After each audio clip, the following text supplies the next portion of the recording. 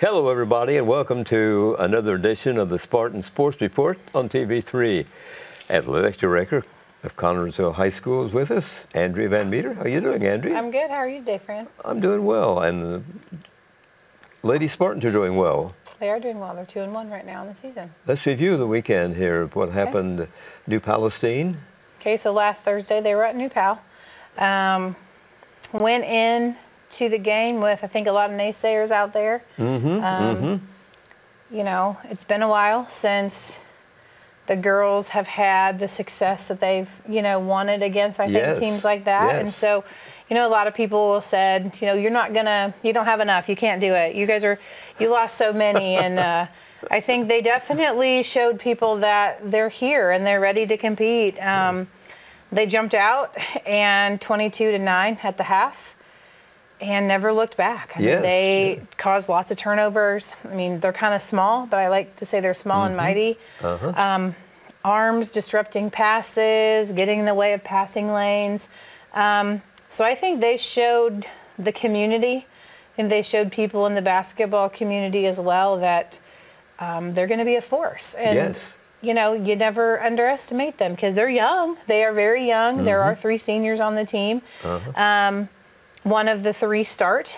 And so I think you've got a lot of young, scrappy girls that are ready to go out there and play. And you can tell that. New Pal's one of the strongest teams we'll be playing all season. They're a pretty tough team. You have Mount Vernon coming up here at the end of November.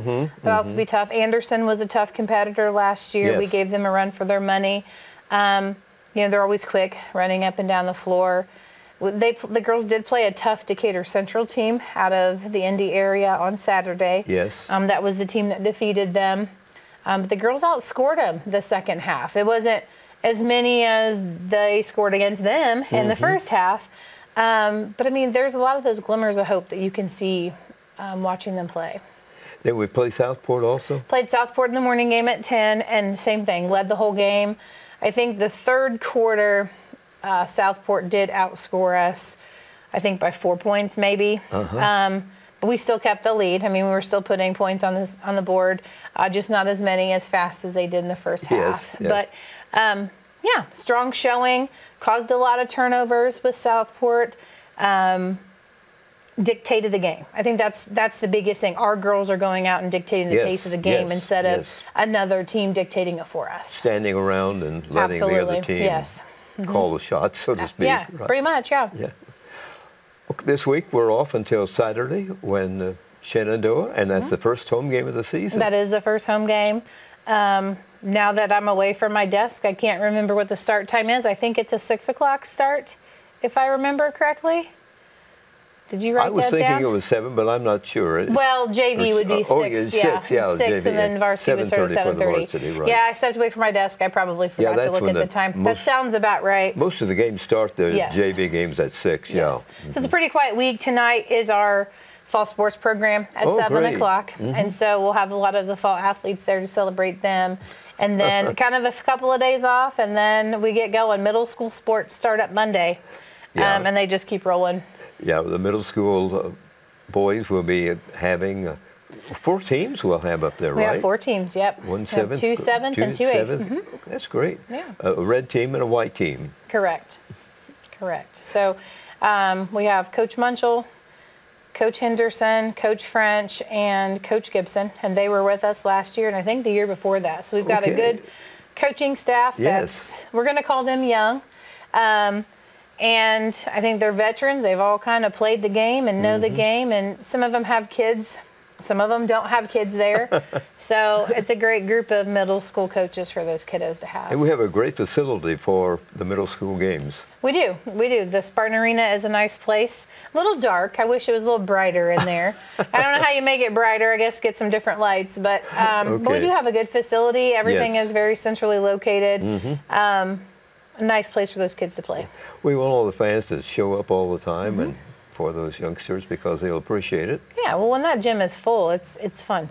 And there were a few times last year when they almost, I would say, sold out their stands, and it's fun to watch. It's fun for the kids. It's loud in there, and it's just a fun atmosphere to play in. They play 6-minute quarters. believe so. I believe so, yes. I think it is, yeah. And I believe so, yeah. And the freshman team, we have enough boys? We do have enough boys. Well, tonight's the first night of tryouts, practice. But I'm pretty sure that we have enough boys. We'll probably end up having, I don't know if Mr. Cooley's keeping 10 or 12 on that team. Well, they're very valuable, these teams, freshmen, or the freshman and JV teams.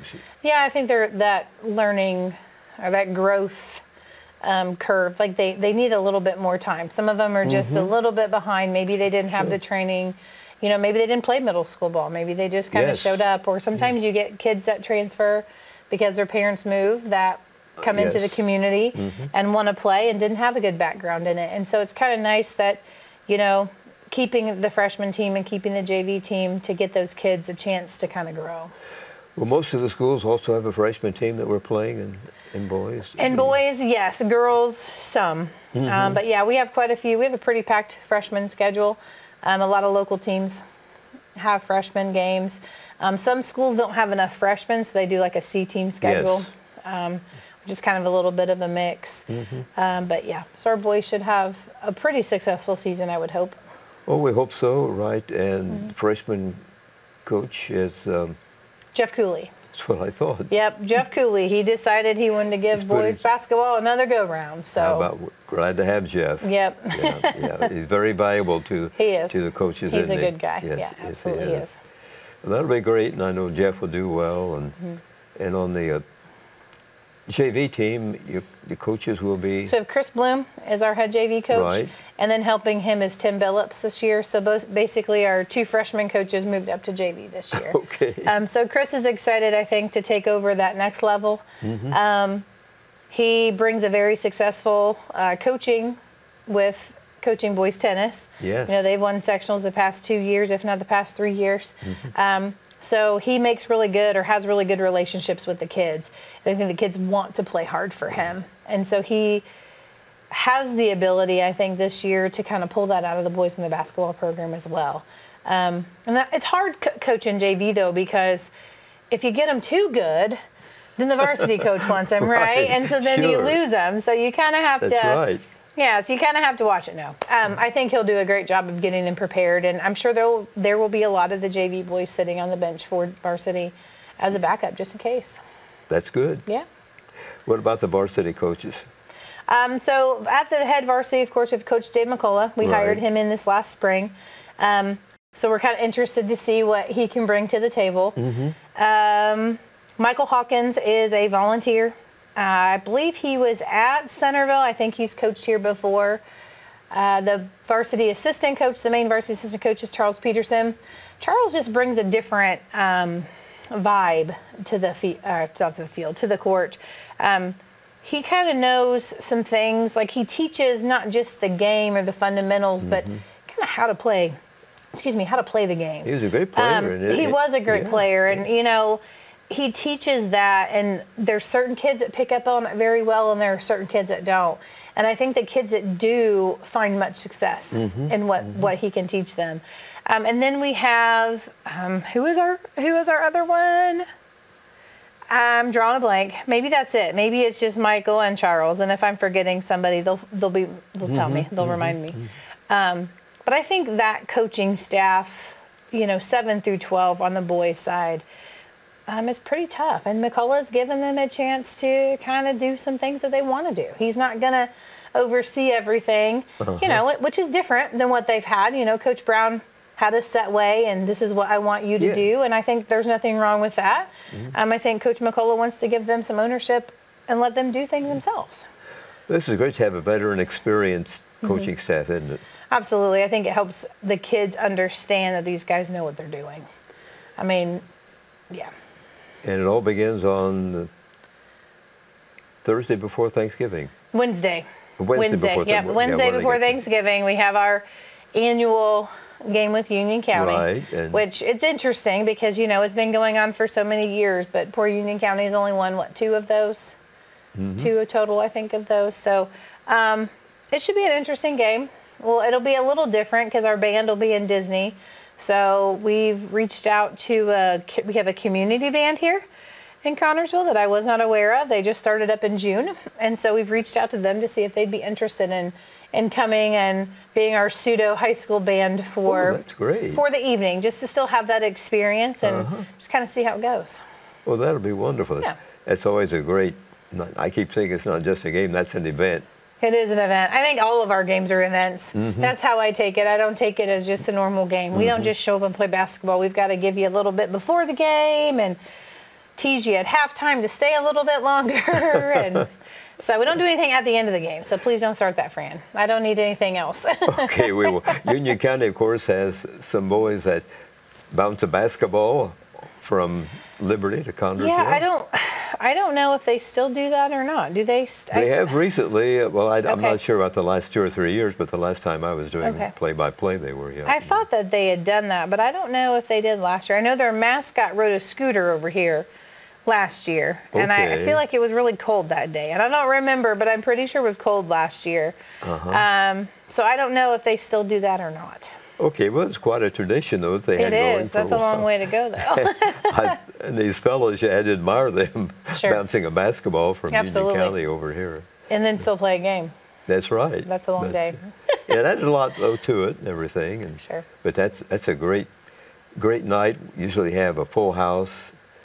Yep. And there's usually a lot of people in the stands. Yes. Bring people back for that Thanksgiving break and kind of a alumni reunion kind of game. I know some groups do get together back at that time just to kind of catch up because they see each other at the game a lot.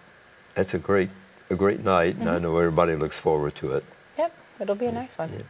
Let's hope we can start our season off on the right foot and get some attention. And, you know, again, we got a lot of naysayers that are always out there. And so, you know, we graduated a big senior class. Yes, we did. We don't have a lot of returners. No, we don't. But we do have some kids that have been working really hard in that weight room. And you can tell, yes. They have. Yes. And they always do because they know the tradition. They know what Spartan basketball is, and they want to be a part of it. Sure. Yeah. They don't want to be a disappointment. They want to be a part of the positive progression. Well, nothing like running through that tunnel at Spartan Bowl. Sure. It's very... You did that. Yep. It is a different experience. Let's put it that way.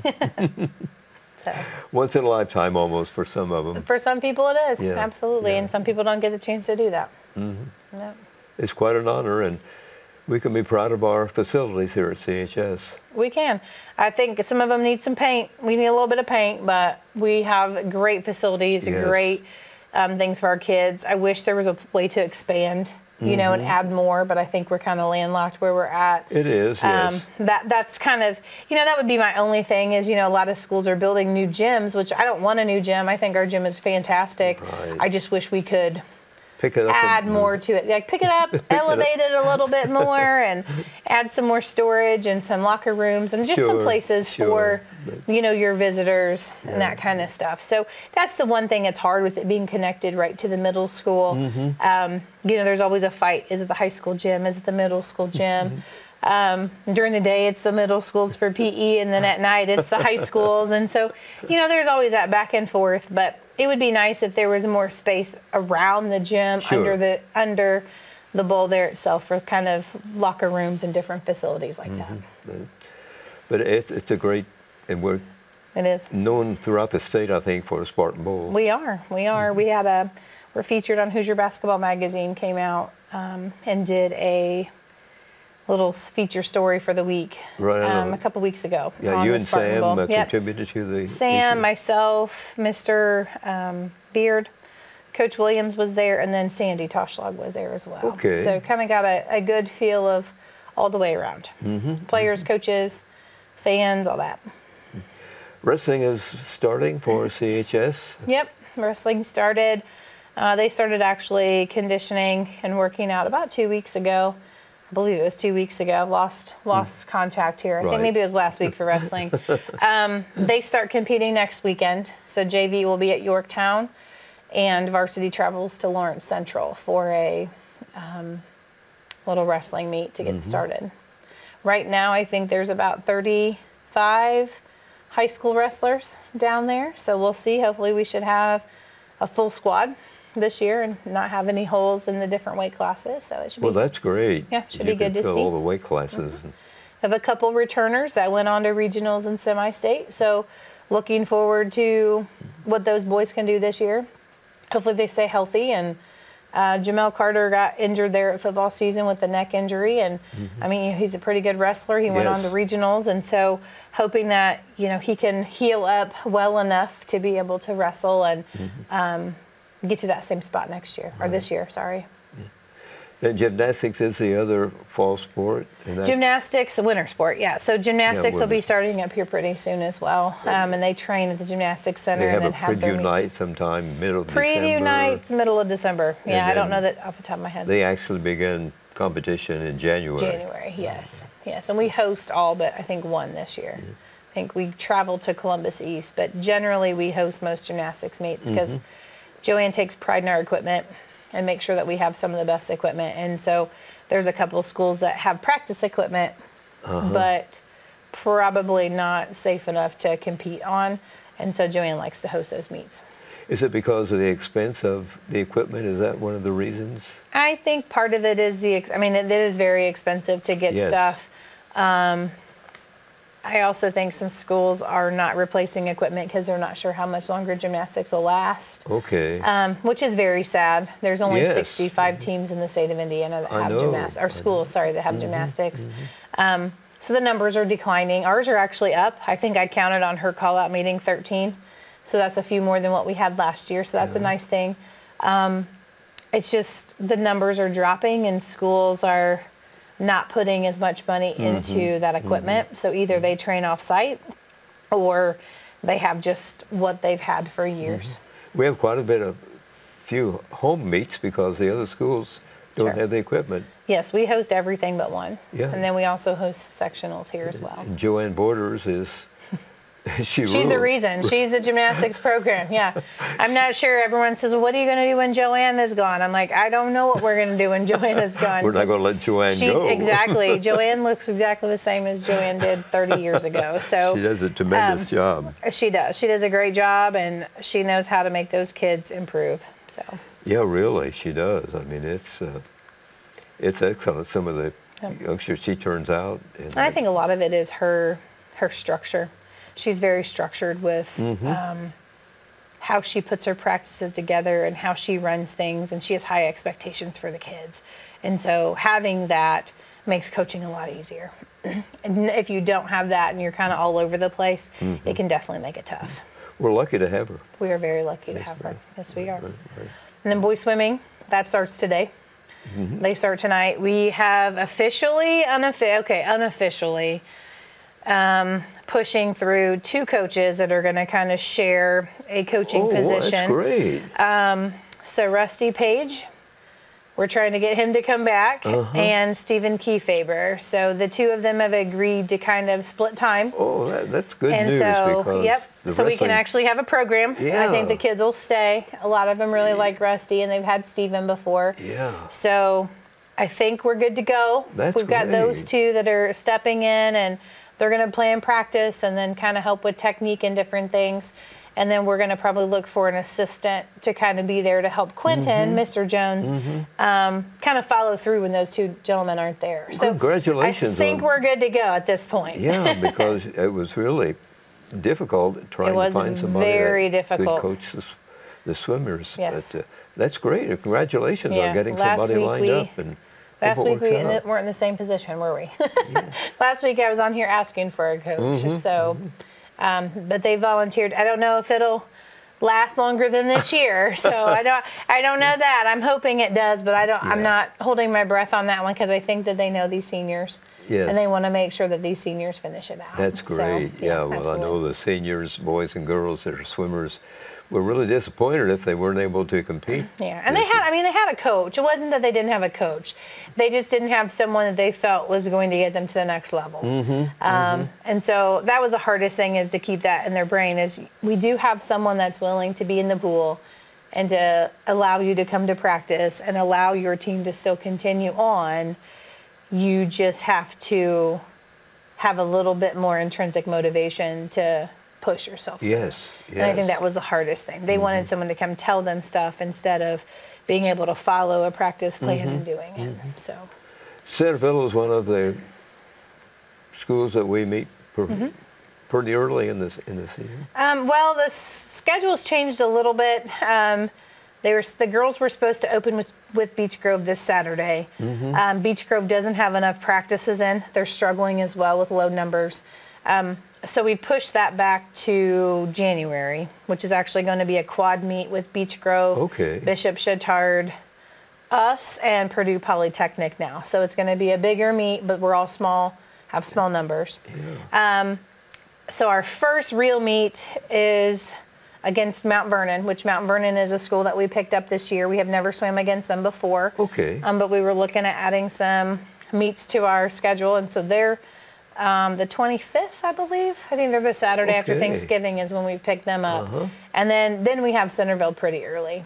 Well, I know Centerville is usually on the schedule pretty early. Yeah, well, we have usually a dive meet with them. Yes. So right now we don't have any divers. So we're probably not going to go to a dive meet with no divers. So if that changes, we can still get into it. But as of right now, we don't have any. Yeah. Well, we could find some divers.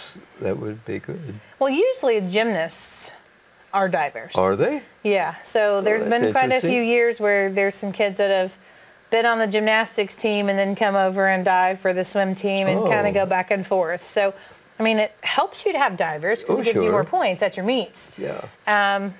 But I don't know. We don't have any returning girl divers. So we're hoping that we can get some boy divers. Is it in the works? Is this the last year probably for our present pool before the renovations take place? I'm not sure. I think the renovations are supposed to start this spring, if I remember correctly. So yeah, it's still going to be in the same location. It's still going to be similar, but there will be some updates. Yeah, it's not going to be bigger or anything, but it's going to be modernized more or less. Hopefully. Yes. Yeah. Hopefully it'll be a little bit cleaner and safer, I think, overall.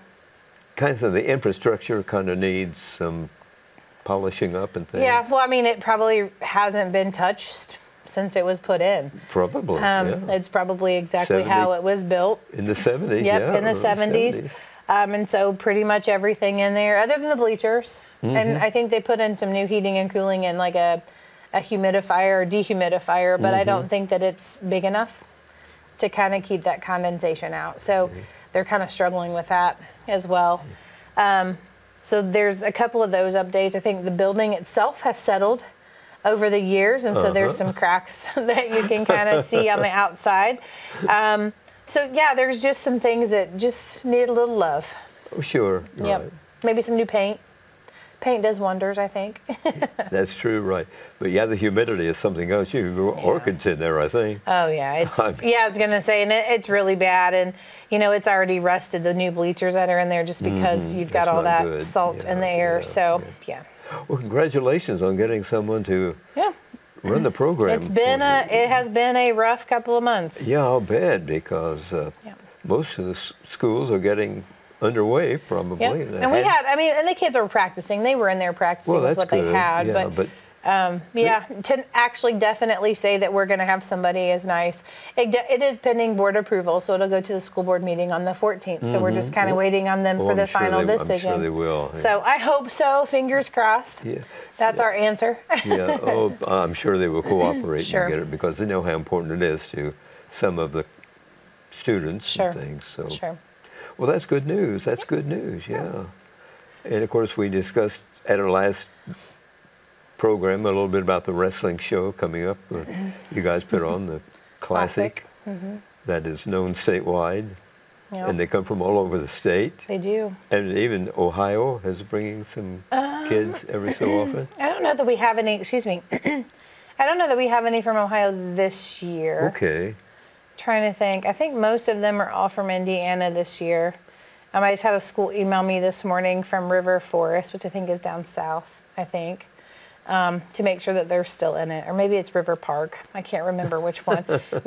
River Forest Park. Maybe it's all three of those, yeah. So I think we're up to 31 teams. So I think we're still looking for another team to finish out our 32. But we have been told that if we wanted to try to push 40, we could. So we're just kind of waiting to see what we can get. So we're still kind of pushing out there. 32 to me is big enough. It's big. Well, but the problem is with 32, not all of the teams bring a full roster. Okay, that's right. So, you know, we may have a school that brings in 4 wrestlers. And so then you've got 9 spots that are open. And then you have another school that brings all 13 of their spots. So, I mean, you want them to be as full as possible because that gets rid of the buys and all of that kind of stuff. But we'll take what we can get. Hopefully they come in with full rosters. Wrestling is a big sport. The numbers in wrestling have went way up across different schools, and you know, a lot of schools have reached out about wanting to join or having JV teams. So, I mean, it's growing, which is nice. So if it's growing, I guess what's shrinking? Sure, so that would be my question. You have to line up all the officials and everything. So I think officials and workers and scorekeepers. A bit of a job. It's a lot. It's a 2-day event, isn't it? So when people see my phone, So when people see my phone ring, they usually don't answer. So they're like, oh no. It is a 2-day event. We have officials that come from Fort Wayne area that come down to do it. They've been doing it for years. So we have 8 officials that come down. So there's 4 on a mat at a time, and then the other 4 are kind of at a break. And they usually do 3 or 4 matches, and then they switch out. And then, you know, use restroom, get drinks or whatever, get lunch. And then I've got an announcer down there. I have a person that writes on all of the brackets. And then, of course, we've got our ticket takers and our concession workers.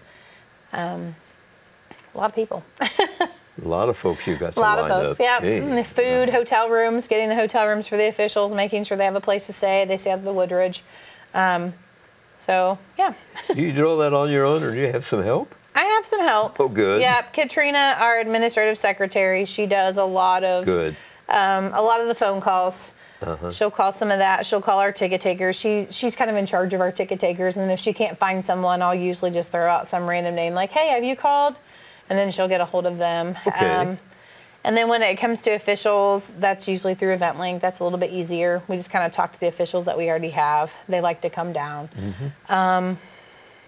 Concessions are covered by, usually most of the teams cover their concessions.